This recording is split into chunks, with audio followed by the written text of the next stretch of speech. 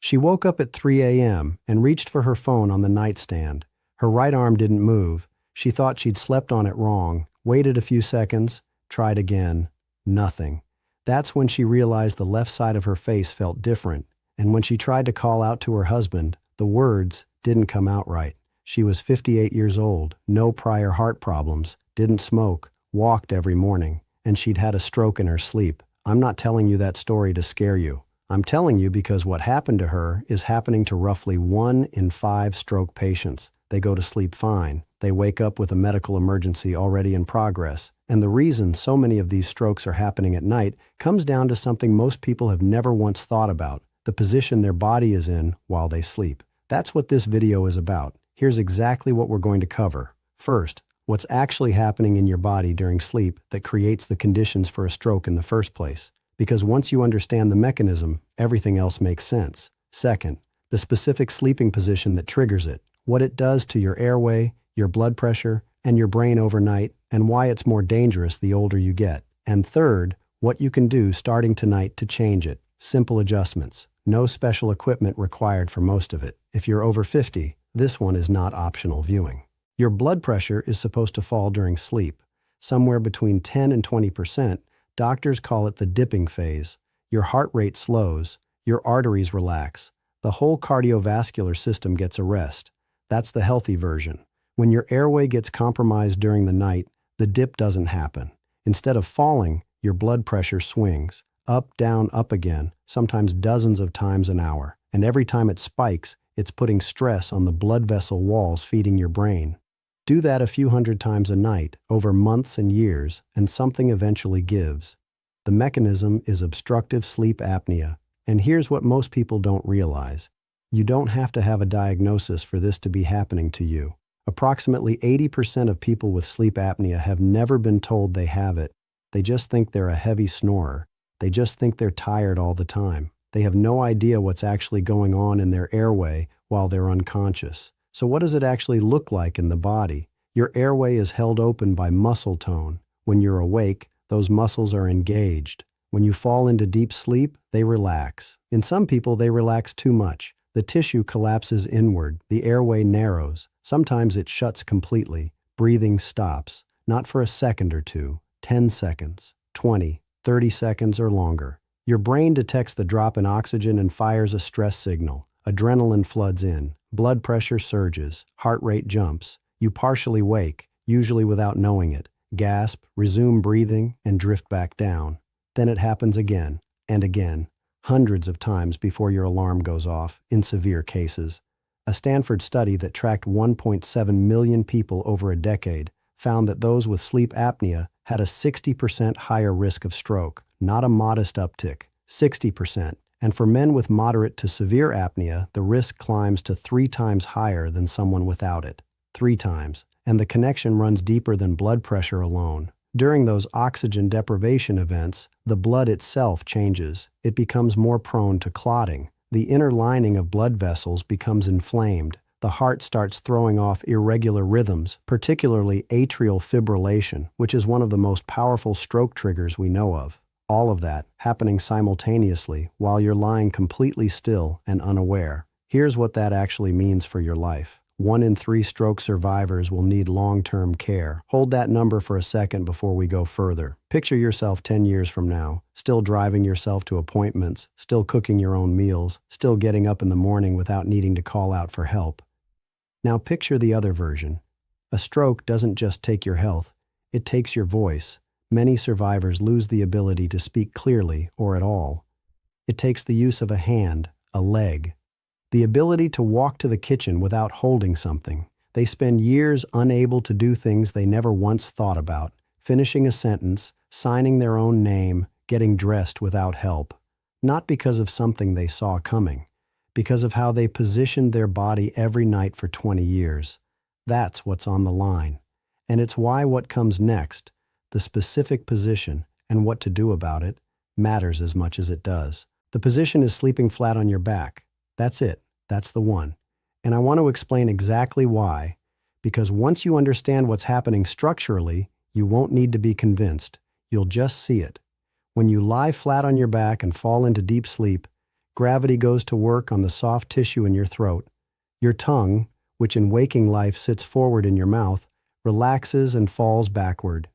Your soft palate, the fleshy tissue at the back of the roof of your mouth, drops. The walls of the throat begin to cave inward, all of that moving toward the same point, your airway. In some people it narrows, in others it closes completely. And when it does, the cycle begins. Oxygen dropping, the stress signal firing, blood pressure surging, then the partial awakening, the gasp, and then drifting back down, only for it to start again. There's a specific thing about this that surprises most people. There's a recognized condition called positional sleep apnea. Some people have airway events exclusively, or almost exclusively, when they're on their back. Put them on their side and the apnea largely disappears. Same person, same body, same weight, same anatomy, just a different angle. And the difference in what's happening in their cardiovascular system overnight is dramatic, which means for a significant number of people, the position alone is the problem, not their weight, not an underlying disease,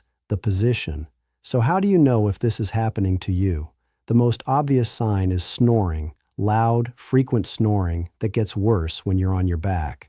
That's not just a noise problem, it's the sound of a partially obstructed airway. A UK biobank study that followed over 500,000 people found that habitual snoring was linked to measurable changes in brain tissue on MRI, specifically damage to the small vessels that feed the brain, not a sleep inconvenience. Structural change in the brain, visible on a scan. Other signs follow a pattern. You wake up with a headache, your mouth is dry, you felt like you slept 8 hours and you're still exhausted. You nap during the day and it doesn't help. A partner tells you that you stop breathing, then gasp. Any one of those is worth taking seriously. But here's the catch, and this is the part that catches people off guard. You can have significant sleep apnea and none of those symptoms, especially if you live alone and nobody has ever watched you sleep. The 80% undiagnosed figure isn't because people are ignoring obvious signs. It's because for a lot of people, there are no obvious signs. Just a slow accumulation of cardiovascular risk, building quietly in the background night after night. The age piece matters here too. After 50, muscle tone throughout the body decreases, including in the throat. The same airway that held open easily at 35 is more vulnerable at 55. It's not a dramatic change, but it's enough to tip someone from occasional snoring into regular airway events without them ever noticing the shift. And the anatomy of your neck and pillow positioning amplifies all of it. A pillow that's too flat drops your chin toward your chest, compressing the airway from the outside. A pillow that's too high pushes the chin into a bend that also narrows it. Most people have never thought about this for a single second. They just flop down however is comfortable. And for back sleepers, comfortable is exactly what's working against them. So let's talk about what you can actually do. Starting tonight. The most important change is the most obvious one. Get off your back. Side sleeping keeps the airway open because gravity is no longer working against you. The tongue and soft palate fall forward instead of backward, and the throat stays clear. For people with positional sleep apnea, this change alone can dramatically reduce airway events through the night, left side or right side. The research gives a slight edge to the left.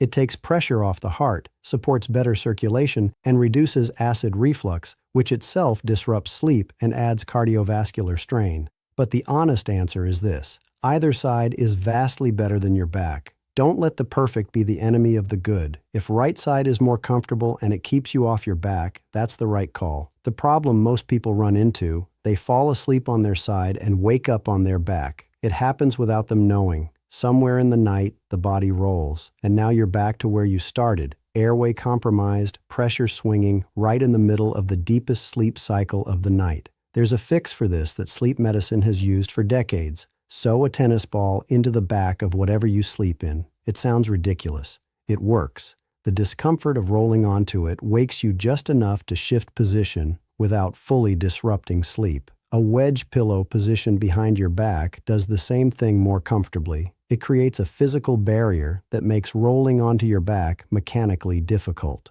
Pay attention to this next piece because most people skip it entirely. Pillow height. When your pillow is too flat, your chin drops toward your chest and compresses the airway from the outside.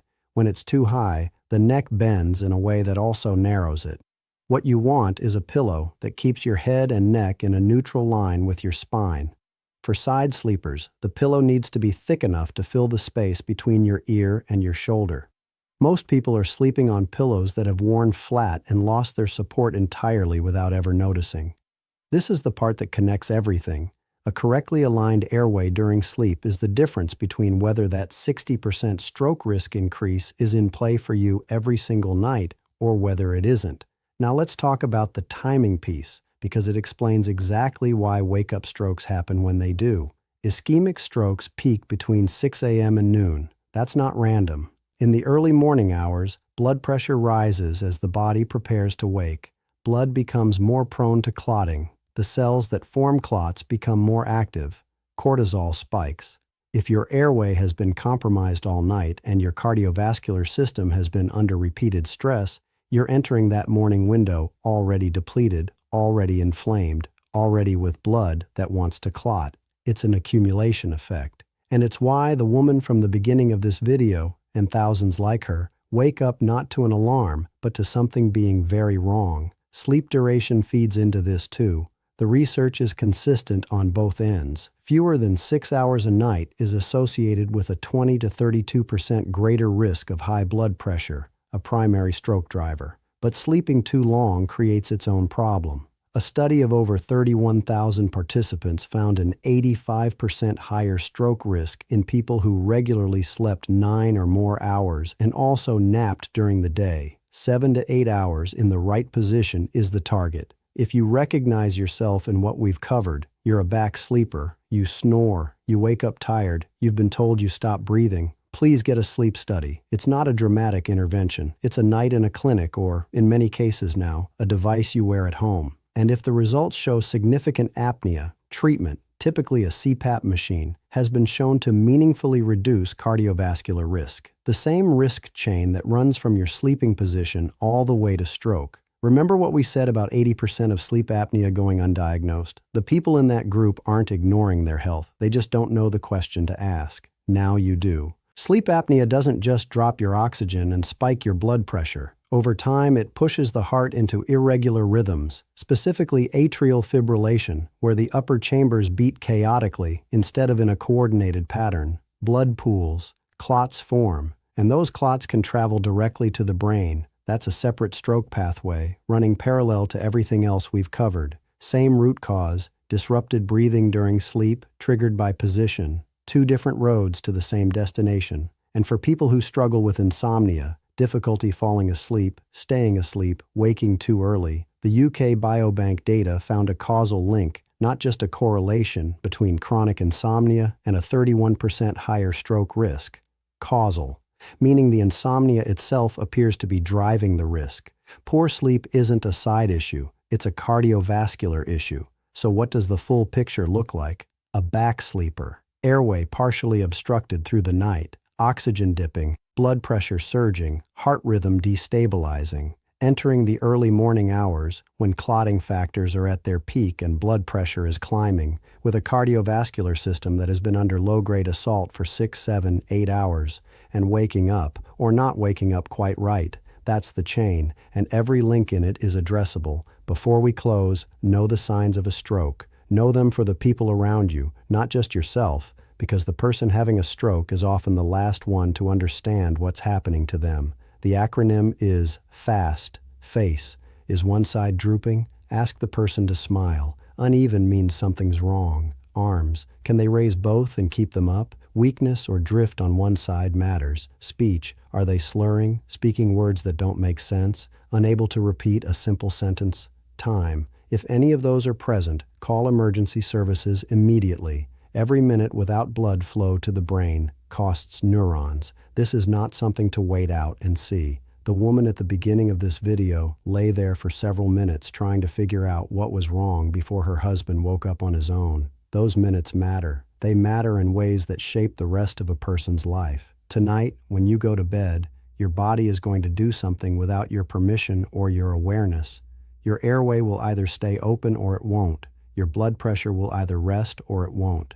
Your heart will either hold its rhythm or it won't. And you will have no idea which of those things is happening because you'll be asleep. What you do before you close your eyes, the position you choose, the pillow height, whether you've spoken to a doctor about what your partner hears at night, that's the only influence you have over those hours. It's a small window of control, but it's real, and it's enough to matter. If this video reached you, share it with someone who sleeps on their back.